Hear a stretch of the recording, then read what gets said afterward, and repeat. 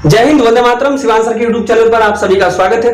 तो आज की ये वीडियो हम करने वाले हैं डीएलएड और हमारा ये कौन सा है, फर्स्ट सेमेस्टर। ठीक है, हमारी कौन सी क्लास होगी आज? मैथ की क्लास। ठीक है, मैथ की क्लास हमारे पढ़ाएंगे कौन? हमारे पढ़ाएंगे मयंक सर। ठीक है, हमारे छोटे भाई मयंक सर आपको पढ़ाएंगे मैथ की क्लास। तो आइए मयंक सर, आपका स्वागत है चैनल पर। जय हिंद प्यारे साथियों। तो ये आपको मैथ की क्लास पढ़ाएंगे, तो अच्छे से पढ़ना और नोट्स बनाना। ठीक है, घबराना बिल्कुल नहीं। चलिए शुरू। तो आज ये आपकी पहली बेसिक क्लास है। इसके बारे में हम कुछ जानकारी लेंगे, जैसे कि प्राकृतिक संख्याएं क्या होती हैं, पूर्ण संख्याएं क्या होती हैं, सम संख्याएं क्या होती हैं, विषम संख्याएं क्या होती हैं, भाज्य संख्याएं क्या होती हैं, अभाज्य संख्याएं क्या होती हैं। तो हम जानेंगे कि प्राकृतिक संख्याएं 1 2 3 4 5 6 ... अनंत तक। पूर्ण संख्याएं वह संख्याएं होती हैं जिनमें जीरो सम्मिलित कर लिया जाता है, 1 2 3। सम संख्याएं वह संख्याएं होती हैं जो 2 से डिवाइड होती हैं, 2 4 6। विषम संख्याएं वह संख्याएं होती हैं जो 2 से विभाजित नहीं होती हैं, 1 3 5 7 अनंत तक। भाज्य संख्याएं वह संख्याएं होती हैं जो एक या अब खुद की संख्या के सिवा दूसरी संख्या से विभाजित होती हो, भाज्य संख्या कहलाती है। अभाज्य संख्या वह संख्या होती है जो एक या खुद से ही विभाजित होती हो, वह अभाज्य संख्या कहलाती है।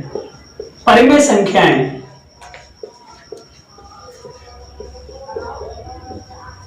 वह संख्याएं जो P/Q के रूप में लिखी जाएं, जैसे कि 2/3, 4/5, 6/7।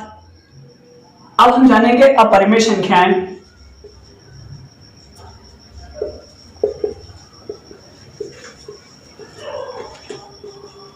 वह संख्याएं जो P/Q के रूप में नहीं लिखी जाएं,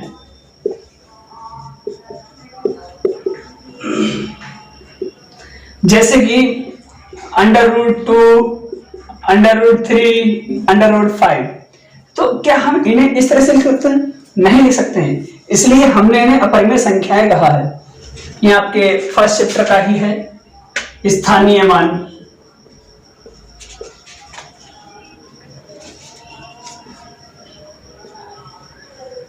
स्थानीय मान जैसे कि हम संख्याएं लेते हैं 4 5 6 7 8 9। तो हम इधर से गिनेंगे इकाई, दाही, सैकड़ा, हजार, 10,000, लाख। तो इकाई के लिए ये 9 है, 9 में 9 का 9 ही रहेगा क्योंकि ये इकाई है। दाही के लिए क्या हो जाएगा? दाही के लिए ये हो जाएगा 8 और 0। इसका स्थानीय मान क्या आ जाएगा? 8 और 0। क्यों? क्योंकि हम ये दाही है, इकाई दाही, तो हम यहां पर मल्टीप्लाई करेंगे 8 गुणा 10 = 8 0। 7 ये क्या है? इकाई दाही सैकड़ा, मतलब 7 गुणे 100। तो इसका स्थानीय मान क्या आ जाएगा? 700। ऐसे ही इस प्रकार इसका करेंगे 6 गुणे इकाई दाही सैकड़ा हजार, यानी कि 3 0। 1000 से मल्टीप्लाई करने के बाद ये आ जाएगा 6000। इसका स्थानीय मान क्या हुआ? 6000। इसी प्रकार हम इसका करेंगे 5 गुणे 10,000। इसका स्थानीय मान क्या हुआ? 50,000। इसी प्रकार इसका करेंगे 4 गुणे 1 2 3 4, 1 2 3 4 5 0।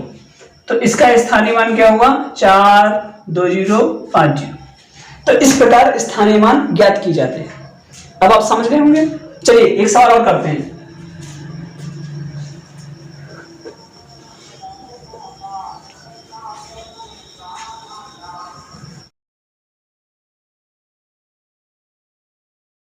अब हम दूसरा सवाल करते हैं उसी के रूप में। तो इस प्रकार से क्या हमने बोला था? इकाई दाही सैकड़ा हजार 10,000। तो इकाई में मल्टीप्लाई किसका करेंगे? 6 की गुणा करेंगे 1 से, तो आंसर क्या आएगा? 6। मतलब 6 का स्थानीय मान क्या हुआ? 6। इसी प्रकार 7 का करेंगे 7 गुणे इकाई दाही, मतलब हम यहाँ पे 10 से गुणा करेंगे, तो इसका स्थानीय मान क्या हुआ? 70। इसी प्रकार 5 की गुणा करेंगे इकाई दाही सैकड़ा, मतलब 100 से गुणा करेंगे तो 500। मतलब इसका स्थानीय मान 500 हुआ। इसी प्रकार 4 का करेंगे, 4 गुणे 1000, इसका स्थानीय मान क्या हुआ 4000। इसी प्रकार हम 2 का करेंगे, 2 गुणे 10,000, तो इसका स्थानीय मान क्या हुआ 20,000। तो अब मुझे उम्मीद है आप लोग समझ गए होंगे। चलिए हम आपको होमवर्क देते हैं, आप ट्राई करना।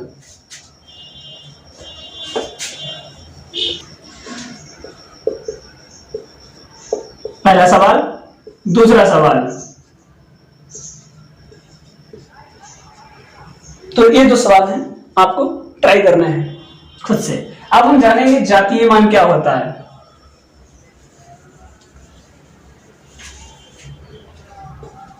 जातीय मान, हम मान के चलते हैं, यहां पर कोई उदाहरण ले लेते हैं। तो जातीय मान, मान लीजिए इसमें हमको हमारे पास जो प्रश्न आएगा आपकी प्रश्न पुस्तिका में इस प्रकार से आएगा कि ये इस प्रकार से संख्या दे रखी होगी और उसमें कहा होगा 2 का जातीय मान बताइए।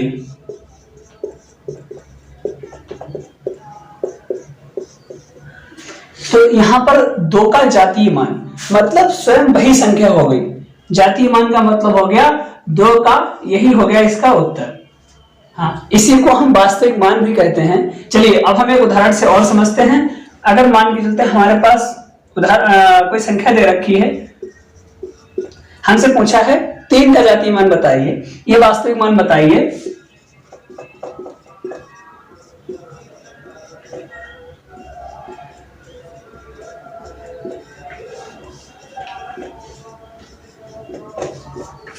तो 3 का जो जातीय मान और वास्तविक मान हो जाएगा वो स्वयं वही संख्या हो जाएगी। यह हो गया आपका उत्तर। तो मुझे उम्मीद है कि आप लोग समझ गए होंगे।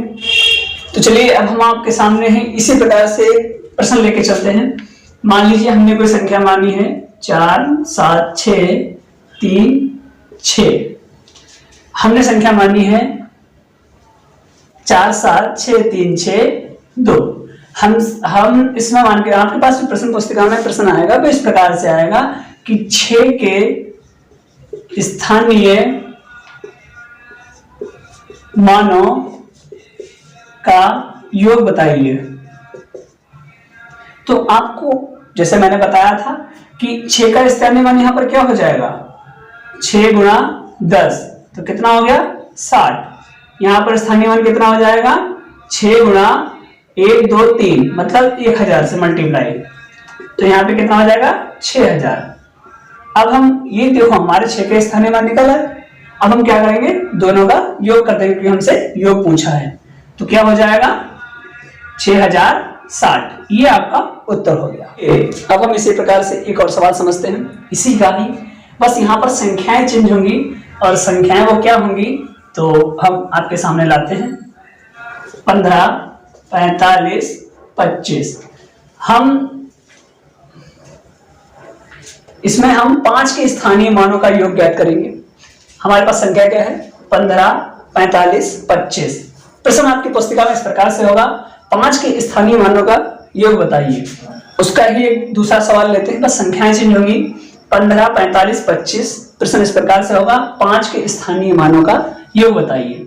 तो 5 का स्थानीय मान हम क्या निकालेंगे 5 गुणे 1, मतलब 5 का स्थानीय मान क्या हुआ 5। इस वाले 5 का स्थानीय मान निकालेंगे तो 5 गुणे 1 2 मतलब 100 से मल्टीप्लाई करेंगे, कितना हुआ 500। इस वाले 5 का स्थानीय मान निकालेंगे तो 5 गुणा 1 2 3 4 अर्थात 40। इसका स्थानीय मान क्या हुआ 50,000। अब हम इनका टोटल योग कर देंगे क्योंकि उसने हमसे पूछा है 5 के स्थानीय मानों का योग बताइए। तो इनका टोटल क्या योग हो जाएगा, ये हो जाएगा 5, ये हो जाएगा 0 5, ये हो जाएगा 0, ये हो जाएगा 5, अर्थात इसका टोटल योग आया है 50,505। यह आपका उत्तर हो गया। प्रश्न और लाते हैं जो कि आपके पेपर में बहुत पूछा जाता है, जैसे कि 5 अंकों की सबसे बड़ी संख्या बताइए। सबसे बड़ी संख्या क्या होती है? 9। 9 सबसे बड़ी संख्या होती है। अब हमसे पूछा है 5 अंकों की सबसे बड़ी संख्या बताइए, मतलब हमारे पास 9 कितना हो जाएंगे? 5 9 हो जाएंगे। तो 1 2 3 4 5, ये आपका उत्तर हो गया। 5 अंकों की सबसे बड़ी संख्या 9 9 9 9 9। चलिए अब हम बात करते हैं इसके दूसरे प्रकार की, कि 3 अंकों की सबसे छोटी संख्या बताइए।